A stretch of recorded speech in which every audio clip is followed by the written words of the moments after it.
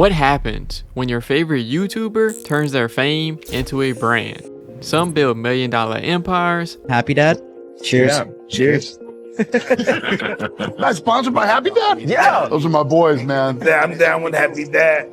Others burn it all to the ground. I made a lot of mistakes along the way, including the fact that I didn't really explain anything. Let's start with a guy who built a brand without selling out. A brand that made people laugh, a brand that said virginity rocks, and somehow made it cool. That's Danny Duncan for you.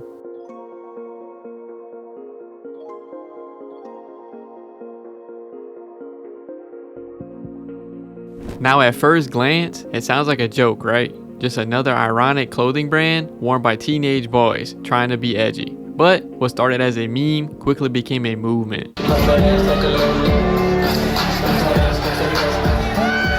That was all the way back when Virginity Rocks first launched, and as you can see, it was off to a flying start. But if you thought Danny's merch just blew up overnight, you'd be wrong. It wasn't that easy.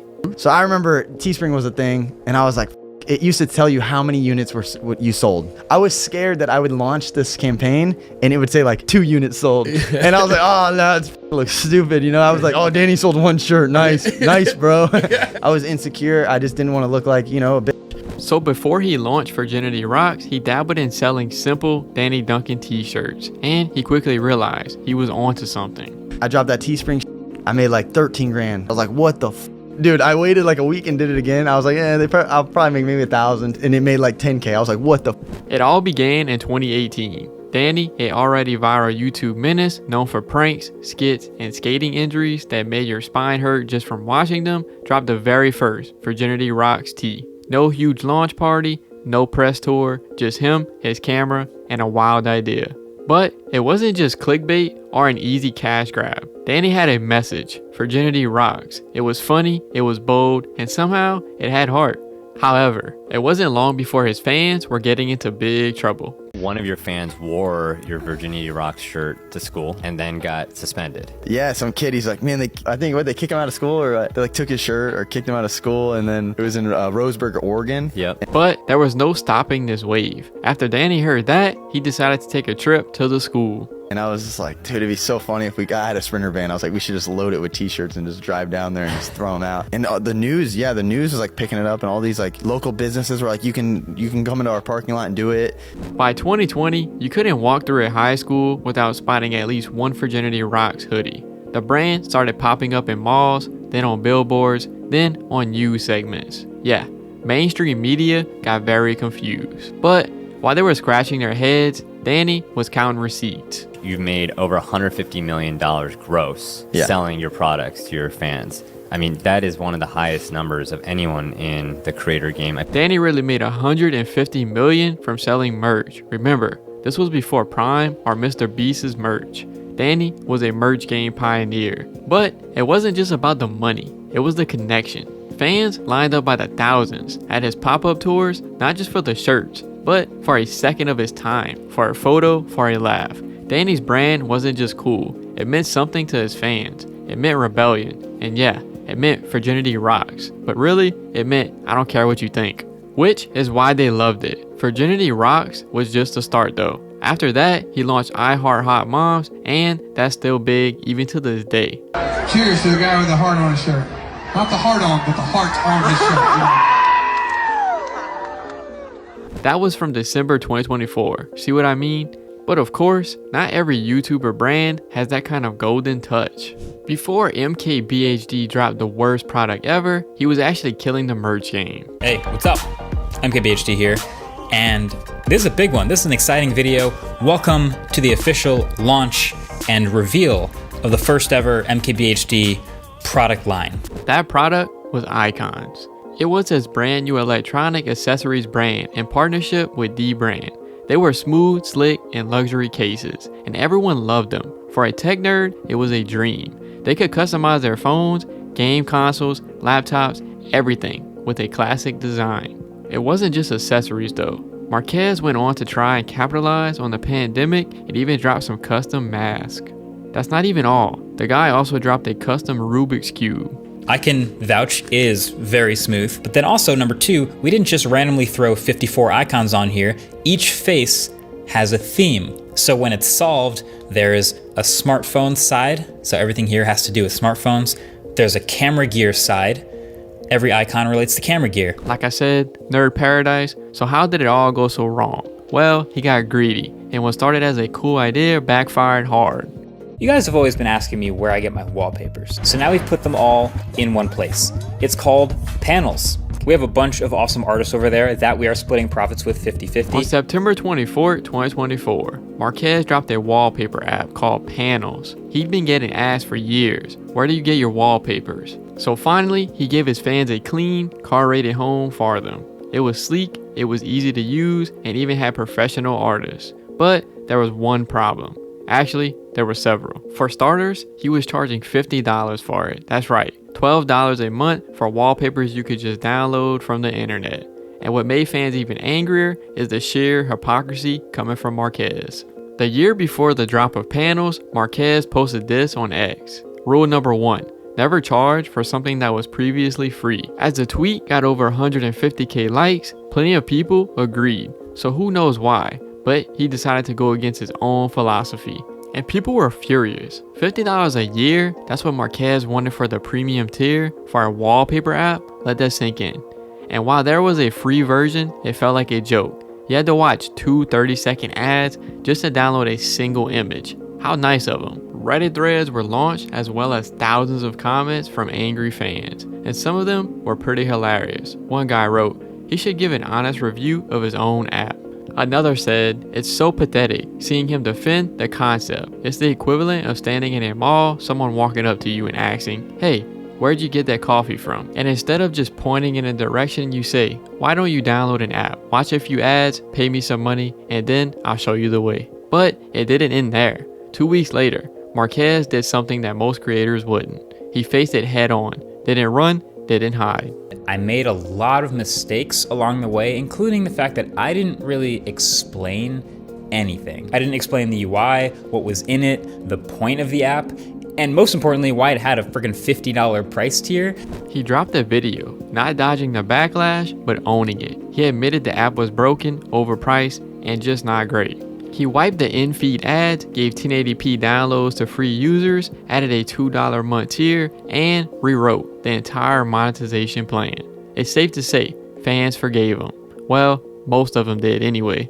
So while this is clearly one of the worst YouTuber brands ever, the Nelk Boys went in the complete opposite direction and built a brand that somehow turned controversy into cold hard cash. That brand would be Happy Dad. Everyone thinks Happy Dad got popular because it was a good drink. But it was more than that. In a market packed with boring seltzer brands like White Claws and Truly, this was something different. But solid timing and perfect execution weren't the only reasons Happy Dad exploded. There's actually something much deeper and way more calculated going on here. But before we get into that, let's rewind to where this actually started. Because at first glance, the Nelk Boys, Kyle, Jesse, and the rest of the gang didn't exactly scream future beverage Mongols. These were the same guys, chugging vodka in Target dressing rooms and yelling full send before jumping into hotel pools. So when they announced they were launching a hard seltzer brand, most people laughed. Another influencer drink, they said. This will crash and burn in 6 months. Except it didn't. It exploded. The launch day was literal chaos. Like I'm Brady, dog. For the city, for the squad, going crazy, dog. Stores started selling out in under an hour. Lines around the block, guys showing up with lawn chairs and camping gear, like it was a Travis Scott drop. But the real reason behind its success was simple and genius. They made a normal no BS can that looked totally different from other seltzers. This was a drink by guys for guys, which is why it worked so well. This wasn't just a seltzer brand anymore. This was a movement. UFC partnerships, college campus tours, limited edition UFC cans. Logan Paul was drinking it. Dana White was in the ads. People were even tattooing the logo on their arms. Hell, they've even collaborated with Snoop Dogg. In the end, they made being a fan feel like being a part of the team. Not watching from the sidelines, but drinking with them, partying with them, wearing the merch, pulling up to the truck drops, trying to find the rare flavors like it was Pokemon Go for bros. But there was a problem. It was too good. Stores couldn't keep up with demand and people started attacking them for promoting alcohol to their young fans. It got so bad that fans were literally driving across state lines to get their hands on it. And resale value was insane. Some limited edition drops were flipping for 5 times the price. It was drinkable clout. But what's even crazier is that the idea didn't come out of nowhere. In fact, Kai was planning this from the very beginning. Our main goal was to start this Happy Dad. So that's Steve and mine's ultimate goal, is to build Happy Dad up into $1 billion company. $1 billion is a huge number, but how close is he to achieving it? Well, right now the company has been valued at $250 million, so he's a quarter of the way there. Love them or hate them, Happy Dad is proof that if you understand your brand, your fans, and your timing, the sky's the limit. But not every YouTuber brand needed chaos, controversy, or frat boy energy to win. So you might think that having a huge channel and a recognizable brand worldwide would guarantee that people would buy your product. But nope, one guy who's even bigger than the Nelk boys proved that's not the case. That product would be Lunchley by Mr. Beast, Logan Paul, and KSI. All right, now we're trying Lunchley. Come on. We're not biased at all, but ours is way better. Not biased? What's Logan talking about? Anyways, Lunchley is a so-called healthier alternative to Lunchables that was hyped by the biggest names on YouTube, Mr. Beast, Logan Paul, and KSI.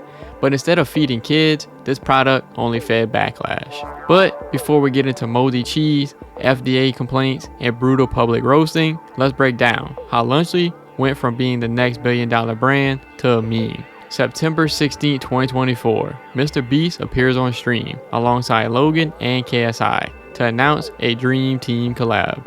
Ladies and gentlemen, we'd like to introduce you to Lunchley. I mean, come on. Whose idea was it to launch it on a laggy stream? So, their idea was to replace the artificial trash in Lunchables with healthier options. Sounds like a great idea, doesn't it? Except the launch stream was a glitchy, low-resolution nightmare. It was off to a terrible start, and it only got worse. Within hours of the announcement, Lunchley was being torn apart by the internet. Some people say all attention is good when it comes to the internet, but not when you're trying to launch a healthier product for kids. And then came the Dan TDM tweet. What happened to YouTubers, man? This is just selling crap to kids. It wasn't even that harsh, but Logan Paul and KSI snapped like twigs in a hurricane. KSI in particular lost it. He fired off a series of tweets roasting Dan's merch, his audience, even calling him which would be fine if Dan weren't one of the most beloved creators of all time. So now, KSI wasn't just beefing with Dan, he was beefing with everyone who loved Dan. That's millions of angry fans, all taking aim at one thing, Lunchley. It was a PR disaster, but it would only get worse. Meanwhile, Logan Paul took things to a whole new low. And of course, we have our snacks and our energy drink, none other than the greatest meals in the world. Lunchley, of course, we have the turkey, cheese, and cracker stack. Also the Fiesta Nachos, my personal favorite. Love. He used the birth of his child to promote a snack box. You can't make this up. Now, you would think all of this chaos would make Mr. Beast distance himself from the brand, right? Wrong. He doubled down. When Keemstar tweeted about the backlash, Jimmy responded in under 12 hours. He tweeted, "Lunchables sells hundreds of millions of units. We want to give people a better for you option." Fans were furious, especially because he was involved in some serious scandals at the time. One ex-user wrote, "Kids need more than 230 calories for lunch. Your product is processed garbage with no nutritional value." Now address the allegations of running illegal lotteries, selling fake signatures, faking videos, endangering contestants, and hiring and protecting sex predators. There's a lot to unpack there, so we'll leave out the details for this video. But let's just say, these scandals didn't help Lunchley at all. However, after that came the real problem. The kind that makes your stomach turn, literally. People started opening up their Lunchley boxes and finding this. I was shooting a video comparing Lunchley to Lunchables, and I opened the first package, which was supposed to be good until December 8th, 2024, and we just got this one. This was fresh from the store this morning, and there is a ton of mold in there. This isn't just a bad look. This is an FDA level issue. Multiple complaints were filed, parents were horrified, and social media erupted. especially since these products weren't even expired yet. This was supposed to be the healthier alternative. Instead, it turned into a health hazard. I like to see Mr. Beast explain that one. Now let's be real, Lunchley had potential. With Mr. Beast's 387 million subs, Logan and KSI's Prime Empire, and a massive pre-built audience, this should have been a slam dunk. But the launch was full of ego, controversy, and cringe. No apology, no transparency, just some greedy influencers trying to make a quick buck. But should we have been surprised, especially after what happened with their notorious energy drink? But before we get into that, let's talk about a YouTube star who did it right. PewDiePie is the man, we all know that. But his merch brand, it didn't need chaos, it didn't need controversy, it didn't even need much promotion. Because when you have spent over a decade becoming the most beloved creator on the platform, people don't just buy your merch, they collect it. What makes PewDiePie's merch unique is that he launches exclusive, limited time items celebrating his major channel milestones, like the Zero Debt 90 million subscriber hoodie. So let's go back for a second. In 2018, PewDiePie partnered with Represent, a limited edition merch platform, and dropped a now iconic Zero Debts hoodie. Simple design, black with white text, but it sold out almost instantly. Why? Because it didn't feel like merch, it felt like an inside joke, a badge of loyalty, a symbol that said, I was here when PewDiePie defeated the Ender Dragon with 0 deaths. But yeah, the 0 deaths right there, pretty damn cool. Then all these mini memes on the side here, which, I mean, you got a lot of stuff here which just really defines PewDiePie. As you can see, fans loved it. That's the difference. While most YouTubers slap their name on a t-shirt and call it a day, PewDiePie was building culture. Every drop had a story. Like the Takit brand, the clean, minimalist, Japanese-inspired aesthetic that he and Marcia ran together. But what's unique about PewDiePie's clothing is that he barely even promotes it. Honestly, apart from a few links in his video description, he barely uses his channel to advertise his merch. Well, except for G Fuel. The biggest sale of the year is officially here. Black Friday G Fuel BOGO sale. It's time to stock up. You buy one, you get one. Great deal. But the real success came when he launched his own website, Pewd Store. It was no longer about using third parties to host his clothing. Now it was a permanent brand, built on years of trust and years of memes. But his new store came with a surprise. It would only sell 1 or 2 items at a time, and when they were gone forever, and it worked. His Legend of Brofist hoodie gone in hours. His 110 million shirts resale prices are at least 2 times. So that brings us to his latest drop, the 111 million club tees. Of course, they're sold out, so good luck getting one. But this launch came with an interesting story behind it.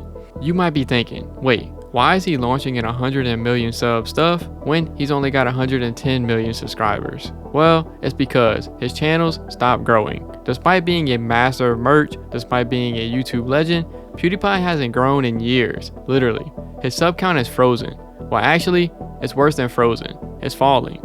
But he's still in the top 10 most subscribed channels, so I doubt he minds it too much. And whether or not he's gaining new fans doesn't really matter. The old ones love him and will still buy whatever he sells. So we save the worst for last.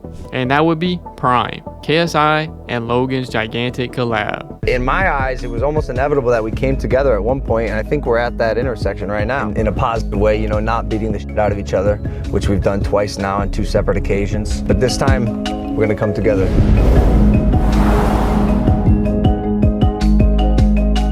It was the fastest growing beverage in the world until it wasn't. But what if I told you it was never really about hydration? What if the entire thing was a carefully orchestrated hype machine built on beef and borderline illegal marketing tactics? But before we get into the lawsuits, the bans, and the kids ending up in hospitals, let's rewind because the story is insane.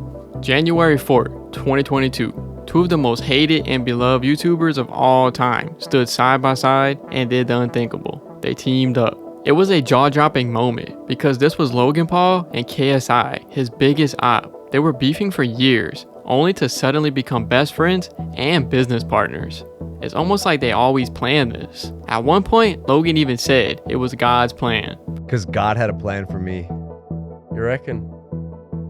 You reckon? Well, maybe he did, because by summer 2023, Prime was everywhere. But here's the thing, the more people bought it, the more people started tasting it, and many hated it.